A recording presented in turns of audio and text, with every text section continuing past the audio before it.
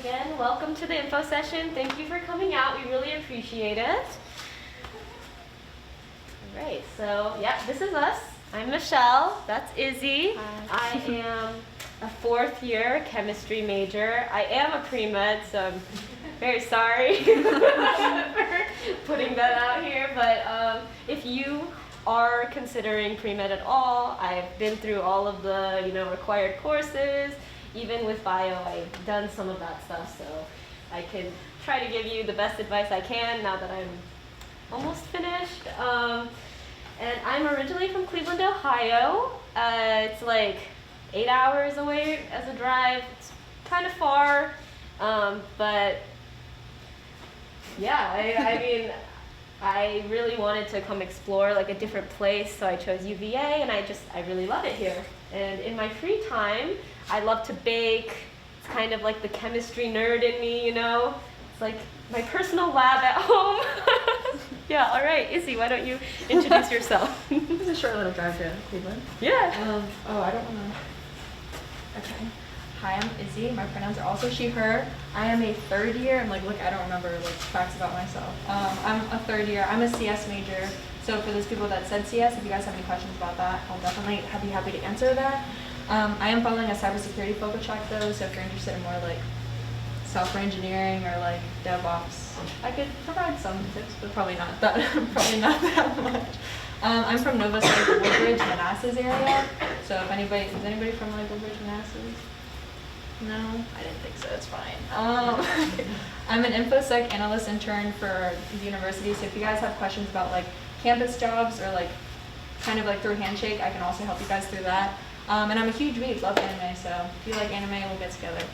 It'll be nice. It's nice to meet you guys.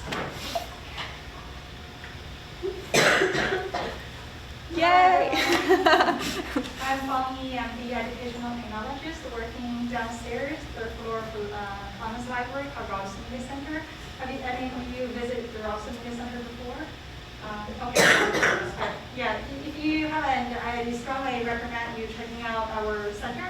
We'll have lots of cool equipment and services that are free to all students, like 3D printing studio, VR equipment, and also all sorts of audio, video equipment and studios available. So definitely come check it out. And I'm part of the team organizing this program, and it's really nice meeting you all. Yeah, please go to the RMC. That's the third floor of Clem. They have all these different VR stations, and I think they have the AR stations as well. Not like a station, but we have some AR equipment. Yeah. It's so cool, and you can 3D print for free. You can use the VR equipment for free. It's very cool. Very cool. Please go. Yeah, in later slides you'll see a little bit of that. Yeah, center. projects you can do with that.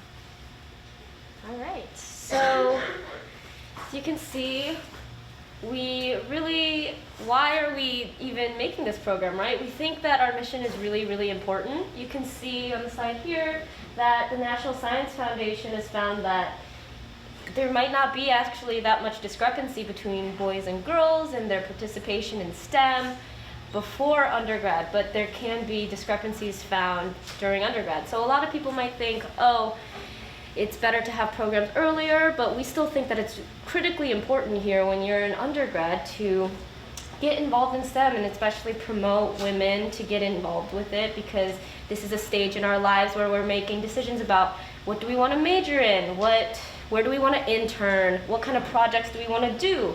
And we want everyone to gain confidence and fight back against the forces that are kind of pushing women away from the STEM field, and that's kind of why we're here. Good news though, it's not all bad. We do see a steady rise for women in STEM, over the years. You can see the decades starting from 2008 up to 2016. But even then, the gender gap still remains. You can see female identifying individuals specified by the white, and then male identifying individuals specified by the blue.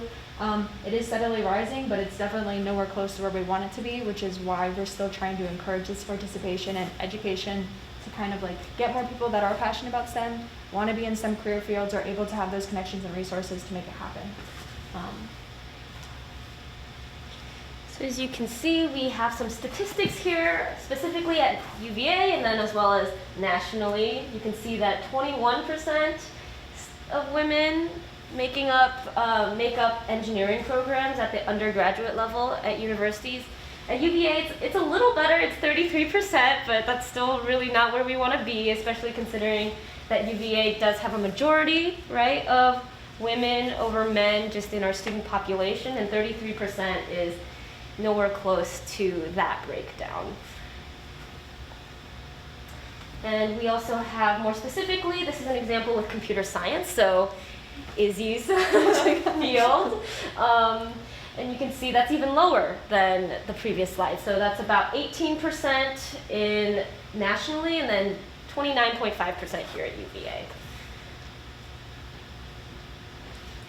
These are kind of breakdown answers from our applicants from our pilot program during my first year for the it was like 2019, 2020, like fall into spring. And these were some of the kind of answers that we received from applicants for the program. The top being unconfident, being self-doubtful, and then imposter syndrome. They mentioned these above keywords for like challenges that they face being female identifying or non-binary identifying, coming into like a STEM space, whether that be the STEM courses that you're attending, whether you raise your hand and like you're ignored, or being kind of like one of like 30 females in like a 300 to 500 person class. I experienced that while being in CS. Like I'll look around, there's like 300 people and there's very few females, that sort of thing. And these are kind of like, I don't know if you guys kind of like agree or relate to any of these kind of self-identifying things, but these are what we received from applicants from our pilot program here. You can see that this is a pretty important issue, right? It's affecting us here locally at UVA and then nationally as well. And well, a very special part of our program is the inclusion of this idea of a makerspace. So we're trying to go beyond just the traditional classroom setting, and we found that a makerspace is a really, really great way to get people involved in non-traditional skill learning and personal development, and especially applicable to the sciences, as you'll see when we talk about what we've been doing at the Robertson Media Center. And it's a really exciting way to kind of just break out of that traditional classroom setting that we've been trained to learn in our whole lives, basically, and apply that to STEM, which is a very underrepresented field for women. And how do we do this? You can see, I don't want to kind of like read word for word on the slide, but the whole point is that we want to connect you with individuals kind of like maybe in careers, like professionals in career fields that you're interested in. They can give you kind of like that feedback. What did I do in undergrad? What did I do in grad school, if that's what you're trying to do, if you're trying to pursue higher education other than university? Kind of like what classes did they do? It's okay to pursue research. It's okay not to pursue research. I know if you guys are interested in that, we can also kind of like assist you that way. But it's basically, we really focus on mentorship. We want you to feel comfortable asking questions, engaging in these courses, not feeling like you are part of minority, regardless of the statistic. And that's going to be decreasing the experience gap. So we're going to provide you with hands-on like experience. You will get to engage in tools that you may not have had the experience in engaging before, so you feel more confident, like I do belong here, I have the experience, and just following along with that. Exposure to female role models, we don't see a lot in STEM fields, whether that be media or commercials or just statistically. And then develop a growth mindset that values failures. You can't learn if you're always right, if you're always successful. It takes those drawbacks for you to learn from your mistakes and grow. So we focus on like project management, project development, especially with the team, so you grow individually as well as in a team. And then we connect curriculum to real world application. So like you think of STEM as STEM, but art is STEM, baking is STEM. You know, there's a lot of different things that people don't think of connecting those applications, and you can increase like your personal interests that is directly correlated to STEM, but you don't think about that. So we try to kind of like increase your knowledge about those sorts of things. All right, so here's just a little bit about the Women's Maker program. So we have this residency program this year, And we're going to have, as Izzy described, those components very ingrained in throughout the weeks of the program next semester. And one thing that we have that's an opportunity, last year it was integrated into our program, but this year it's a little separated. We are doing a speaker series to have those role models, examples in the real world of women who are successful in the STEM field despite possible barriers that have made it challenging to get there. And Izzy can talk a little bit more about that since she's been on the front of organizing the speakers for this year. We also last year did something called community projects. We think it's really important to develop the skills that we learn throughout the program and apply that to the community to do some good. And it's really important to be aware of what's going around us and try to help out as much as we can, right? And we'll talk a little bit specifically about what community projects Izzy and I did as examples, and perhaps that can inspire you, spark some ideas for a community project, because that will be a component of the Maker program this year. And then last year as well, we did something called a Girl Scouts Maker Camp, and mentorship is very important. Personally, to me, I very much enjoy talking to people who have a bunch of different experiences. I've been a mentee, I've been a mentor, and this was one of my favorite components. We actually weren't able to do it in real life because of COVID, but just planning the whole thing, talking to the Girl Scouts was really a fulfilling experience. And it's kind of like you get to share what experience you have. You might not think you have that much as, a first year here, but you won't even realize how much you've learned since even when you were in middle school to where you are now. Like, it's actually amazing how far you've grown when looking back at what these girls are experiencing right now. And we don't plan on having specifically Girl Scouts to work with this year, but a group of middle schoolers. But mentorship is definitely a part of this program as well if you're interested. And also, just to highlight a discrepancy, this is kind of like what we were doing for the pilot program, but instead of 6 residents for the pilot program, we're going to do 8 for this upcoming semester. And instead of with the emphasis on first and second years, we're focusing more on just solely first year students. Those are the discrepancies from pilot program to this year. Thank you, Izzy. You're welcome. Oh, I'm sorry. Okay. Wait, what is, I'm trying to make sure you guys can see everything. Okay, so what is the Women's Maker Program? You've kind of gone over the key essential aspects, but increasing confidence and interest in STEM and makerspace technologies, that's the sort of things that we were talking about, the tools in the RMC. Improve sense of belonging, better prepare you for future careers, and then overall, make you guys confident enough to actually pursue these STEM fields in the future. All right, so now is the time to talk a little bit about what we did last year. So this is me, obviously. I was a second year, now I'm a fourth year. COVID really made time move so fast. I can't believe that this felt like a month ago. And then the 2 girls I worked with, both were CS and in engineering, so I felt a little bit like I was learning about the other women in the other STEM fields, and it was really interesting to me to see what their experience was. It's, even though we're all in STEM, right, the field is extremely diverse, and just being able to talk to them about their experience was really cool. And despite, our differences in interests in what kind of STEM we wanted to pursue, we all came together on our community project, and we focused on, we first named our team Forces of Nature. If you join the community project, you're expected to make, a really innovative team name. And we did create, we were working on accessibility basically, and we created a prototype for an app to track down what study spaces are best around grounds for people. It's supposed to, this is all a prototype, so none of it, it's all front end, but it would track the busyness level, the loudness, and have a whole map and information of different study spaces. Maybe especially as first years, you might not know about all the study spaces available on ground. So this was kind of what we were working on for a few weeks of the program, and it was a huge learning experience. We got to work on a lot of different platforms, talk to different people, make a plan, and we actually, we had a hard time brainstorming in the beginning, and we pivoted to this project eventually, but we had gone down a different path, and that was a really, I think, important part of the experience as well. Yeah, so It looked really cool. yeah, if you want more information, I still have that prototype on a website, so if you're interested, I can show you a little bit more. But yeah, that's just a very brief overview about what we worked on, and Izzy can talk about what she did with her project now. Cool. Oopsies. There we go.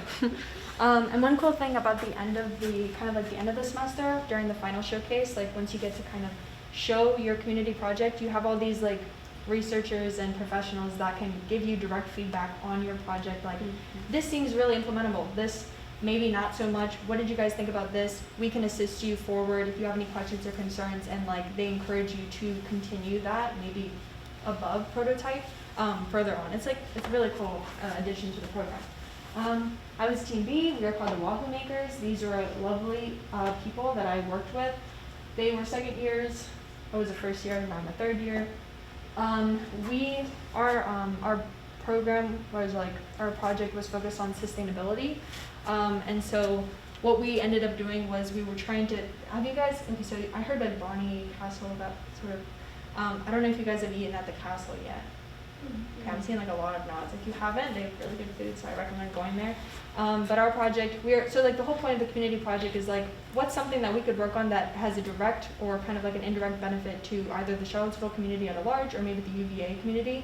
And so we were like, the castle was like a really nice place for students to go to. So like, what if we like encourage people to study there more? But like the one thing about kind of like outside where the umbrellas and like that sort of thing, there's a lack of outlets. So we were like, what if we make like solar powered like panels incorporated into the umbrellas to make it like a charging station, so like more students are able to like charge their devices and study there. So that was our project. We had a lot of like prototype designs, and we kind of like did all the research to see like funds, how that would cost. And it just is unfortunate because COVID kind of like, instead of like being able to implement it on grounds, we had to do our final showcase presentation online. But if you guys have any questions about that, I'd be more than happy to share our experiences. It was really fun. I had a lot of fun. Yeah, I really loved it, and I loved hearing about it at the final showcase. I was like, wow, you did all of this in like, how many weeks was it? I don't know, like less than that many in a semester. Yeah, we finished but in early May. I was very impressed. So, yeah, the final showcase is very like a really great way to just like culminate everything together and wrap it up, and you know, have an opportunity to take it further if you want to. So this is kind of the outline of what we did during the pilot program. So it's not going to be exactly the same, but there will be similarities in the general plan. So it'll start next semester, and it runs about 4 or 5 months, just basically the entirety of the semester, and we'll have different sections each week that we're going to focus on. So the beginning, we're going to do a lot of trainings and individual learnings and make sure we hone in on those key components about the mission of our program and what we want to provide for you during then. And then throughout that, incorporate it the entire time throughout the residency. But then we'll start getting into more skills learning, working on the team project. And then the final thing would be our final presentation, which Izzy gave a very good synopsis of. I think it's fine. Maybe I switch off, it's fine. Okay, so after completing the program, residents will be able to, kind of went over this, I don't want to kind of over-repeat information, but design thinking, maker mindsets, the maker technologies, you guys will be able to have like a lot of experience with. I was so excited. I'd never touched a 3D printer. I'd never had VR. I've never touched like an Oculus. I didn't know anything about augmented reality, so it was just like a really fun experience. I was like, I get to do this stuff for free, and I get paid to do it. Like, it's kind of like a no-brainer for me. Speaker series, you get to talk with amazing professionals that know so much information. I highly encourage you, even if you're not a part of the residency program, we encourage you to go to the speaker series and learn from these professionals. whatever kind of, we're doing Girl Scouts again, or just whatever kind of mentor program we decide to do, as well as your community project. All of this is just amazing experience to put on your resume, to gain for yourself, gain that experience, and that's what you'll get out of the residency program. Oh. Yeah. I don't know who those people are, it's kind of weird. This is me, and that's Brittany, who is from She was on my team, right? and this was working on the augmented reality. Does anybody know the difference between virtual reality and augmented reality? Does augmented reality take what you see and add stuff to it, like in Pokemon Go? Yes, I saw your mask and I was like, I know that you probably have a perfect example. So yeah, Pokemon Go, that's a perfect example of augmented reality. It's like taking your real world and then kind of like interacting with it. And that's what, so like what this was is actually the, like an architecture team. They have to do like, they have these cool devices that like shoot probably not millions, but like whole bunch of lasers out and pan out like the entire inside, interior and anterior of like a home or like anywhere that they need to kind of like get information from. And then we were like using just like the laser scan and seeing how accurate it was and like going around the house. We looked crazy here, but it was really cool. And then that was more augmented reality. It was like through Google, so I was just like building stuff like here. It kind of looked pretty weird. One thing that I forget his name, but something he mentioned was that they used similar technology to map out, I believe, that building that burned down, or that structure that burned down in France? Do you know what it is? I'm trying to remember. Anyway, they were able to mathematically like scan it so that they can reconstruct it accurately to what it was before, and if they hadn't done that, then they wouldn't have been able to do that. So I thought that was a really, really cool application of what he was showing. So Izzy mentioned 3D printing. I don't know if any of you have 3D printed anything before, but I think maybe like 5 years ago. I'm not sure about the timeline, but this was like super hot, super new. Now there's so many applications to it. You know, like they're building houses, they're making stents for like heart surgery with 3D printed objects. So cool. And you can just design whatever you want on a computer and then print it out. And we have 3D printers here in Clem. And these are some of the things that we decided to print. This was like some people's, I had 3D printed before, but this was some people's like first attempt at 3D printing. And it's like, they turned out so cool, right? Keychains, little mini rotunda, octopus, flower, egg. You can see somebody's first time doing it. I'm sure you can guess which one was a first time versus what Michelle did.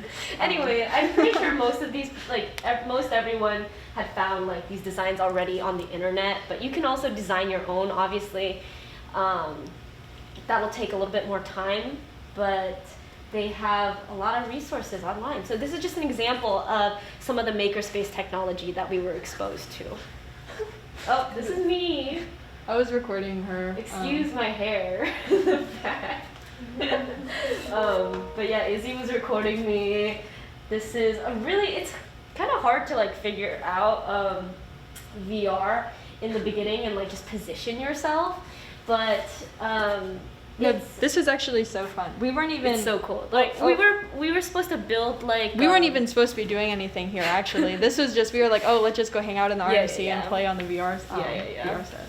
But I think with this program this is the one where we can build like a little mini world, right? Yeah. Super cool. You could just redesign like your own apartment, just like create your own universe basically. And you guys could go do this like right now afterwards if you wanted to. Sorry. Okay. Our saying here for the makerspace as making is of the community, you guys. By the community, for the community, which is like our project for the community project, either for Charlottesville or the UVA community as a whole. That's what we really focus on, and that's why. I was like, the next one. Go that. And that's why the Girl Scout Maker Camp is a big aspect of it. We kind of already touched on this, but it's just to empower future generations, being of the future, kind of role models for them. becoming mentors and role models, and then develop better teaching skills for you guys personally, because you guys will always kind of be in a mentor role as you kind of go upward, and be that mentor, be that supervisor, be that upperclassman to other people as you guys grow. So it's very, very important skill making for you guys. These are just cool pictures of us actually working with the Girl Scouts. We branched off. Theo and I were right here talking to some Girl Scouts. Michelle and Brittany were talking to some other Girl Scouts. These are kind of like what our meeting brainstorms look like. And they were having a lot of fun. Like, they were just, first of all, they were all taller than us, which is crazy. Literally, they were all like this. They're like, what, 10 years old? That's why we had them sit down.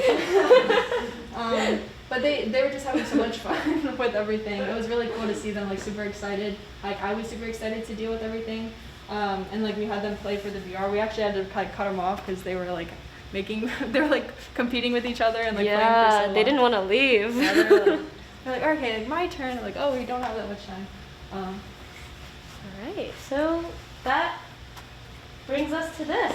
We want to inspire you guys and then the greater community as well. We think that our mission is really, really important, and you can see that we not only want to inspire you, but we want to inspire you to inspire others as well through community project and teaching you these really essential skills to not only, you know, work in industry, wherever you really want to, but just get you prepared for not only your undergraduate career, because I'm sure that you'll run into many challenges.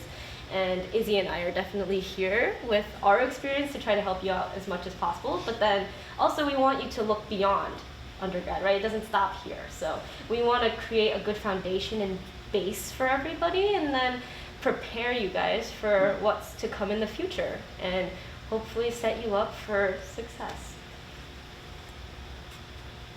Yeah, and we'll take any questions that you have about this program. We covered a lot about the overview, and if you have any questions about that, or even personal questions for me and Izzy, if you're interested in computer science, chemistry, pre-med, anything you heard about us, we will take any questions that you have, so go ahead.